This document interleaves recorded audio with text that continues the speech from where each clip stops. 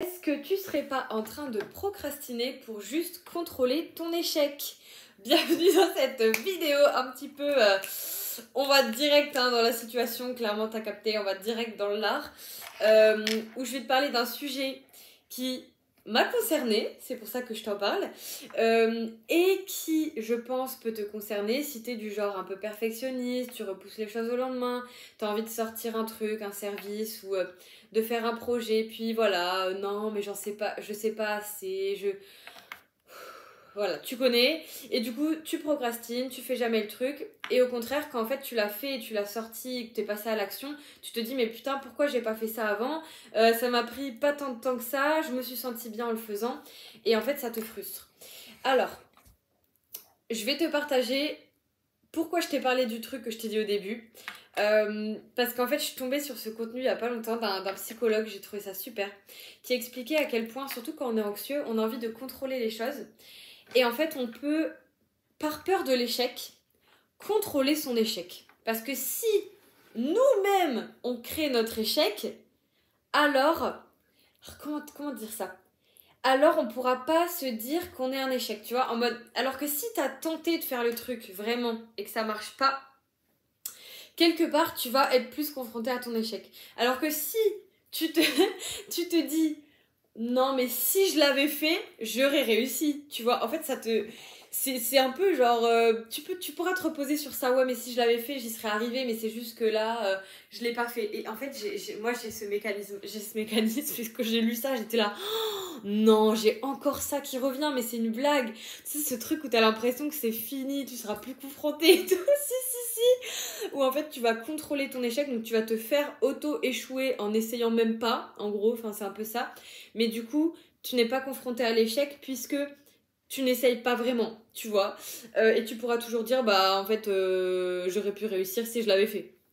Alors que, en fait, bah c'est dommage parce que c'est une conduite d'évitement, encore une fois, et qui ne te permet pas de voir que tu vas peut-être réussir, justement, et que ça va marcher, ou que tu vas échouer et pouvoir t'ajuster, mais en tout cas, ça te laisse dans une non-progression, ça te laisse dans de la stagnation, et toi, en plus, tu te sens pas fier de toi, t'as l'impression que, voilà, tu fais pas ce qui est important pour toi, donc c'est un truc qui s'auto-alimente, qui est super désagréable, et personnellement, j'avais ce truc-là énormément quand j'étais à l'école, où je sabotais en fait, et en vrai avec le recul c'était un peu normal que je le fasse parce que je pense que c'était trop haut comme épreuve, en tout cas pour la timidité que j'avais. Je te parle de par exemple passer à l'oral devant tout le monde, c'était juste ma phobie. Déjà j'avais du mal à dire bonjour aux gens, donc voilà, c'était juste ma phobie, tu vois. Mais d'un côté, c'est dommage parce que je pouvais pas me prouver que ça se trouve, je l'aurais bien fait. Ça se trouve, je me serais bien débrouillée et j'aurais pu voir que j'avais confiance en moi en fait. Et c'est un souvenir qui me rend très triste, mais qui me permet de t'illustrer cette situation. C'est cette situation où du coup, bah, j'avais un oral à préparer, tu vois. Et j'ai fait ce truc d'auto-échec. J'avais énormément travaillé, j'avais adoré le sujet sur lequel je travaillais. Je devais présenter une photo, enfin, c'était vraiment quelque chose que j'aimais énormément. Et au moment de passer, j'ai eu une telle anxiété que j'ai préféré me dire non mais je le fais pas en fait. Et donc j'ai dit à ma prof qui en plus m'adorait, donc elle était super déçue et tout, c'était vraiment horrible, que j'avais pas travaillé, que je l'avais pas fait, etc. Et je préférais en fait avoir zéro que passer à l'oral. Ça c'est purement de l'anxiété phobie sociale, hein. Mais du coup, ce qui est très dommage, c'est que ça ne permet pas de voir ce dont on est capable, donc c'est de l'évitement, ça va renforcer encore plus le fait d'éviter. Et ça permet pas non plus de voir qu'on réussit en fait. Et c'est très dommage. Donc je t'illustre ça avec un exemple. Là j'avais peut-être 13 ans ou je sais pas quel âge quand j'étais comme ça. Mais je me suis rendu compte que ce mécanisme, il est un peu resté parfois.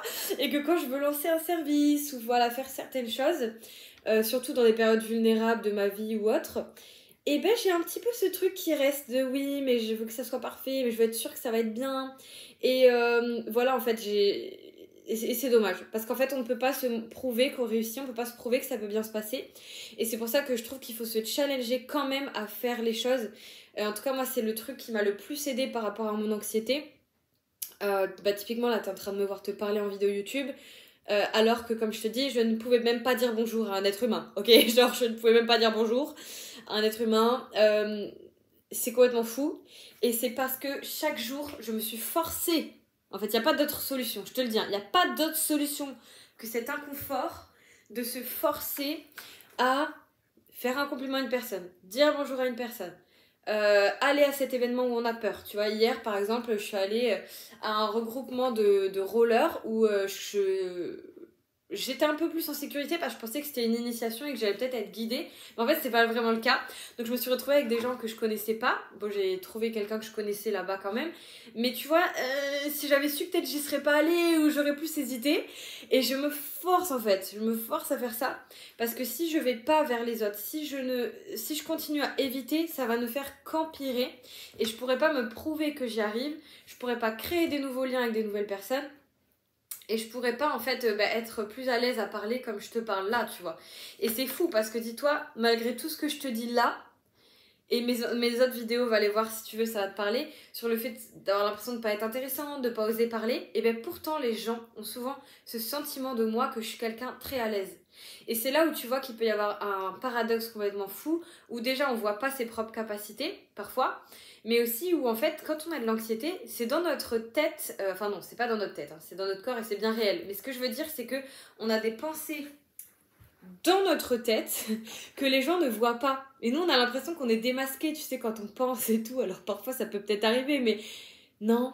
L'anxiété, c'est genre un truc diffus, comme ça, c'est dans ton corps, t'es angoissé, t'es focalisé sur des trucs et tout, t'es pas dans l'instant présent. Mais ça veut pas dire que les gens le voient, tu vois, en fait. Par contre, toi, ça te fait chier d'avoir ces pensées, c'est surtout toi que ça fait chier. Donc en fait, c'est pour ça qu'il faut vraiment aller se faire accompagner sur ce sujet-là. Bref, je reviens au sujet principal de la vidéo qui était qu'en fait on peut avoir tendance à contrôler son échec parce que juste c'est plus rassurant que de faire face à l'échec ou à une potentielle réussite, je le précise parce que ça peut arriver et que souvent on s'en rend même plus compte en fait parce qu'on est trop dans notre truc là et on voit pas que en fait ça peut marcher, ça peut bien se passer, on peut se prouver qu'on en est capable, on peut se prouver ensuite qu'on est confiant, qu'on a confiance en nous, que voilà, et puis se sentir dans ce mouvement où on est fier de soi en fait parce qu'on fait les actions pour obtenir et vivre ce qu'on veut vivre en fait, on fait ce qui est important pour nous. Parce que c'est ça le problème de la procrastination, c'est pour ça que ça nous fait souffrir, c'est que c'est comme si on vit à moitié, tu vois, c'est comme survivre, c'est comme ne pas oser faire ce qui compte vraiment pour nous en fait. C'est ne pas oser être dans la vie en fait, c'est être en fait c'est être en attente, en...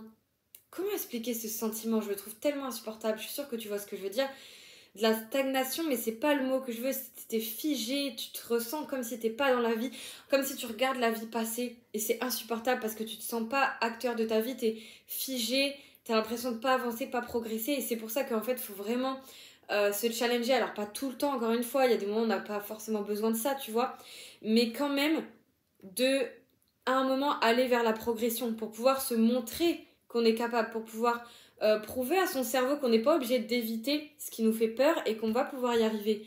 Si c'est dire bonjour à des gens, aller vers des gens, sortir un service, se rendre compte qu'on a les capacités, que ça va marcher, enfin voilà, qu'on fait bien dans son travail par exemple.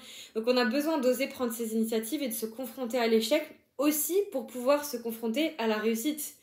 Ou alors se confronter au fait que oui, ok, on est vraiment en échec et comment je pourrais m'améliorer. Mais comme on veut pas se confronter à l'échec, et ben on va soit rien faire, et donc ne pas risquer l'échec, et se trouver des excuses, et se dire que si on l'avait fait, on aurait réussi. Soit on va contrôler notre échec et s'auto-faire échouer. Voilà. C'est chiant, c'est super chiant, mais une fois qu'on en a conscience et qu'on pose les mots dessus, ça aide, on va pas se mentir, ça fait quand même du bien.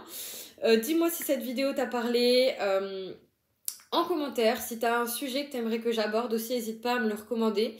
Et si tu veux être accompagnée vraiment de façon individuelle, te sentir comprise, écoutée sur ta problématique, que tu as envie de parler à un humain, en fait, pas être, tu vois, ni dans un programme, ni des messages, etc. Tu peux réserver ta séance de coaching. Alors, soit tu me contactes sur Instagram, on aura un échange.